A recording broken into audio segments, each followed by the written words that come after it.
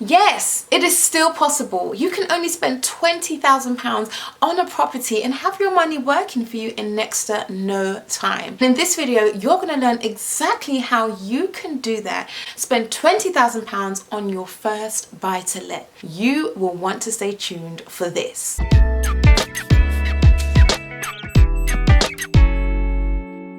£20,000 will be all the cost that you need to spend in order to get your first buy-to-let. This includes any other costs that you may have. So let's look at your cost first so we can take that out of the equation and get to know exactly what your deposit amount will be, because that deposit amount will need to add up to 25% of the overall cost of the property to be able to get this to work. So your costs, you have solicitors costs, you have mortgage costs for your mortgage broker, for your lending. You would also have arrangement fees, you'll have stamp duty, lettings fees, insurance. You have quite a few fees to take into consideration. So if we just add that all up and put that at £5,000, then that leaves us with £15,000 for you to secure your first buy-to-let. £15,000 is 20% of £60,000. If you have, say, £50,000, then you know you have £200,000 to look at for your first buy-to-let. Whatever cash amount you have, you need to look at that as a 25% deposit. So you'd need to figure out what amount that you can get your first house for if you have 25% of that. Does that make sense? If I can explain that in a better way, actually, comment down below. I need to understand better.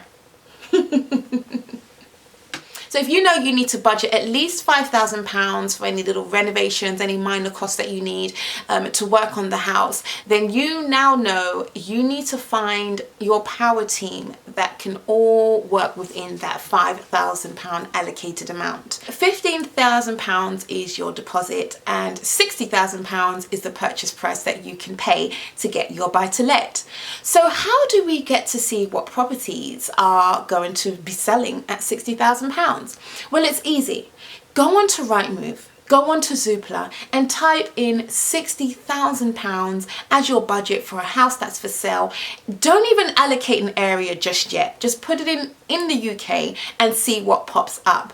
You will get a number of properties showing you many different areas such as Leeds and Liverpool, Stoke-on-Trent and Hull and County Durham, and the list will be endless. And you'll be able to see that for this amount you can get, say, a 3-bedroom or a 2-bedroom or a flat or a studio in various areas throughout the UK, and you can purchase properties in these areas.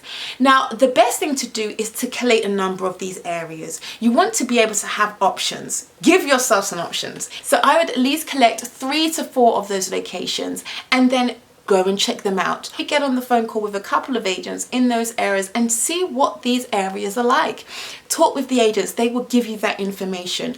What you're doing now is research. You're finding out what properties are available within your budget, where are these properties, and where would be the best place to invest. So you want to know that when you're on the phone with these agents, what is the location like? What is the crime rate right? Is it ex-local authority, or is it still local authority, or is it private housing mainly? Is it mixed in a residential area, or is it predominantly letting areas? You want letting areas where properties are let and there's more of abundance of tenancies rather than home ownership. You also want to look at amenities. Is it near hospitals, schools, doctor surgeries? Schools is a big one because people will get up and move location to be close to a school. So that's one you want to make sure, oh, is it near a school that's desirable? Because if it is, you could be onto something here. The beautiful thing about that is sometimes house prices go up purely because it's in a location where schools are good. People will pay just that bit extra more, even in rentals, to be able to live closer to a school. And sometimes property people cannot afford £60,000, so they will rent, but they're still working. They will rent to be able to live close to that school. The next best thing is, once you have spoken to agents in those chosen areas that you've written down, you want to go and now visit those locations. Some of the key things to take into consideration here is the difference between where you live and where that location is. What is the time difference in travel? Will it take you 3 hours, 2 hours, 1 hour, 30 minutes to get to your investment location? And if it's going to take you a long time, then you can look at other things, like such as having a lettings agent who will be managing the lettings and be managing the management of that property. But if not, and you like to self-manage, then you want to look at how much time is it going to take you to get up there, because you might have to let the room out, you might have to fix something, and therefore you will be commuting. Those are costs that you would still need to take into consideration. Do your due diligence. You also want to understand how much people are living in these locations. Is it somewhere in the sticks, as they call it, or somewhere in a village which is really far out, there's only maybe 100 people in the village? Or is it somewhere where it's a booming city and there's loads of people and there's going to be a lot of rental demand in that area? Those are the strong areas, and those are the areas you want to be aiming for, because that means your property will be in demand. You'll have an endless supply of tenants, and therefore you can actually be picky about who you choose. And that's a good position to be in, because if you're looking somewhere where it's in a village and there's maybe 100 people, or realistically 5,000 people, then your chances are going to be reduced of who you let to. And you know, it just makes things a little bit more tighter in terms of, you know, if you can only choose from 2 people, I mean, you might have 2 of the worst. So it's good to understand the location. How vibrant is this city? Is there a university there? Is it booming? Will I be inundated with tenancy options or with lettings options? That is the ideal scenario. You've got 2 locations that you've chosen, because out of 4, you want to cut it down to 2. I like to have 1 and you can just hum it and hum it and hum it, but sometimes it's nice to have 2, particularly if, when I said hum it and hum it and hum it, you can just kind of get there and just do lots of viewings. But sometimes it's nice to have 2 locations, because if it is a small area where properties aren't in so much demand as, say, other areas, then you have that vibe, that opportunity to be able to be offering on 2 different locations and securing a property a lot more quicker. So a lot more quick. So I like the thought of having 2 locations, even if they're next door to one another, at least just having 2. Once you've discovered your 2 areas that you're going to be letting in, exciting! Some of your work has been done. A lot of your work has been done, but now it's time to do a lot more. Now you're going to be booking in viewings at least 5 a week. It depends on how quickly you want to secure this house. It depends on how much time you have, but you want to start doing your viewings. You want to start checking out these properties. What are they like? What is the condition like? You'll find that sometimes the property that's advertised, when you get there, it's not really what it looked like, and they've just got the best shot in the best room and when you get there, it looks a mess, and you realize you have to spend a lot more on that property than you actually anticipated.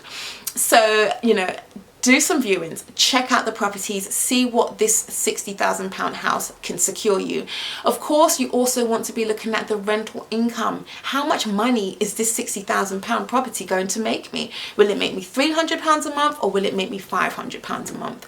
Either way, it needs to be more than that mortgage. I'll get into a bit more detail about that next. But you want to look at these locations, check them out, and understand the tenant demand in that area as well. That is fundamental.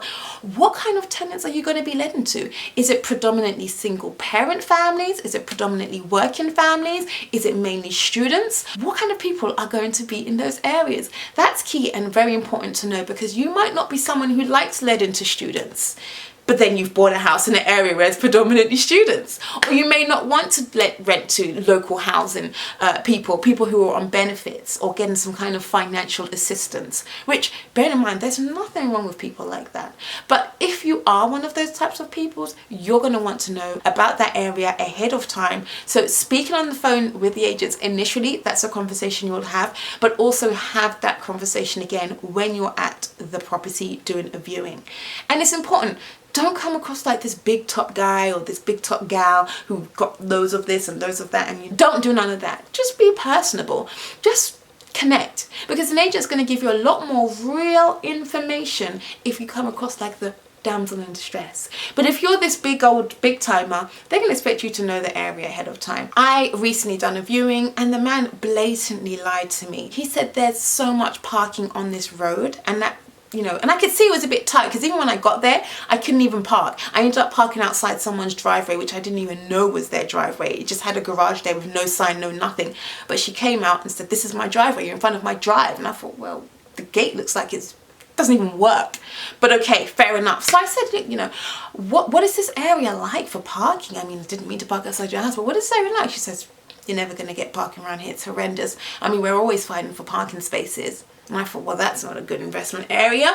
Having troubles with parking is just annoying. And I'm having that issue just looking as a landlord. Imagine someone who actually moves into the house. That's going to be the first question they ask me. What is parking like around here? And I don't want to be lying and say, well, it's easy. I'd have to tell the truth. You know what? Parking is a challenge. That can be the make or break of me letting out the property. So I've got to be honest about that. And that is where things could be a little bit more challenging letting out to people. Because if you're the ideal person and you have more than enough money to pay for a house in terms of rental, you will be a bit more picky about who you're letting to. So that means if someone who's on benefits, they'll take stuff where they have to compromise because, you know, you're in a system that are paying for everything and, you know, your options are a little bit more reduced. They're a lot more slimmer. But with this, for someone who's, you know, the professional, they have options because they have that bit more cash to play with. So, you know, these are things to consider when you are looking for a rental property for your tenants to live in. You also got to look at it as though you're the tenant yourself. Once you've done a viewing and you like a property, put in an offer.